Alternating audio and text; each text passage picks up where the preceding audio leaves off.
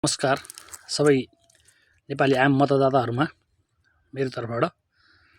अब आज रातिदेखि मध्याहदेखि मौन अवधि सुरु हुन्छ र निर्वाचन सम्बन्धी कुनै कुराहरू गर्न नमिल्ने भन्ने चाहिँ निर्वाचन आयोगको चाहिँ विज्ञप्ति जारी भइसकेको छ।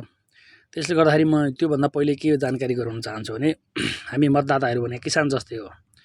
हामी निरन्तर एउटै खेतीमा एउटै बिउहरू लगायौँ भने, एउटै बाली लगाइराख्यौँ भने त्यसको प्रतिफल राम्रो हुँदैन, भइराखेको पनि छैन र राम्रो हामीले सोचेअनुसार प्रतिफल भएन भने हामी जसरी अर्को बाली लगाउँछौँ, अर्को फेर्छौँ, त्यसै गरी हामीले यो चुनावमा पनि आफूले अपेक्षा गरेअनुसार मतदान गर्दै पनि, आफूले समर्थन गर्दै पनि राजनीतिक दलबाट हामीले भने जति प्रतिफल पाएको छैनौँ भने हामीले यो मतदानबाट ती पार्टी अथवा ती उम्मेदवारलाई फेर्ने यो मौका हो। त्यसकारणले हामीले यो मौकालाई चुकाउनुहुन्न। खेती जसरी चाहिँ कुनै पिएच मापन नमिलेको कारणले या त्यहाँको चाहिँ वातावरणको कारणले, मौसमको कारणले, हरेक कारणले जसरी अनुकूल नभएर चाहिँ उत्पादन हामीले भने जति लिन सक्दैनौँ, त्यसै गरी हामीले त्यहाँको बिउ यदि फेर्न सक्यौँ भने अर्कोलाई त्यहाँको पिएच मिल्न सक्छ, हावापानी मिल्न सक्छ र उत्पादन राम्रो हुनसक्छ। त्यसैले हामीले हिजै लगाएको बाली लगाइरहन्छु भनेर भने जति प्रतिफल लिन सकिन्छ। हामीले प्रतिफल पाएका छैनौँ जस्तो लाग्छ भने यो चाहिँ मौका हो। यो मौकाको दुरुपयोग नगरौँ।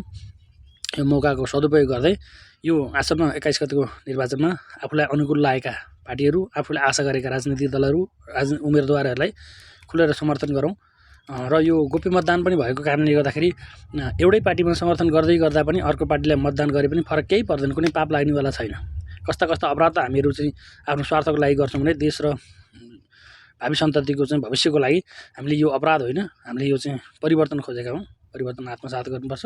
त्यसले गर्दा कसैको बगाउन नलागि आफ्नो सोचित आफ्नो मनमा आएको कुराहरूलाई निर्वाचन मार्फत व्यक्त गरौँ। कसैलाई गाली गलौज गर्नुभन्दा, कसैको राम्रो नराम्रो गर्नुभन्दा यो आएको विशेष मौकालाई सदुपयोग गर्दै आसन्न निर्वाचनमा आफूलाई अनुकूल लागेका, आफूलाई परिवर्तन हुन्छन् भन्ने विचार भएका राजनीतिक दलहरूलाई समर्थन गरौँ, जसले भावी सन्ततिलाई, देशलाई र हाम्रै पनि वृद्ध अवस्था या पछिको अवस्थालाई राम्रो होस्। हामीले धेरै वर्ष योभन्दा अगाडिका चुनावहरूमा पनि सबैलाई समर्थन गरेर आएकै हौँ।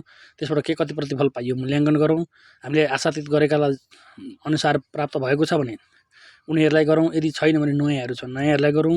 यो आफ्नो स्वाभाविक हो, यसमा कसैको बलजफ्तीको कुरो छैन। तर खेर नजाओस्, समय पनि खेर नजाओस्, हामीले गरेको अमूल्य मतदान पनि खेर नजाओस्। त्यो अनुसार मतदान गर्नुहोला। हस्त, धन्यवाद।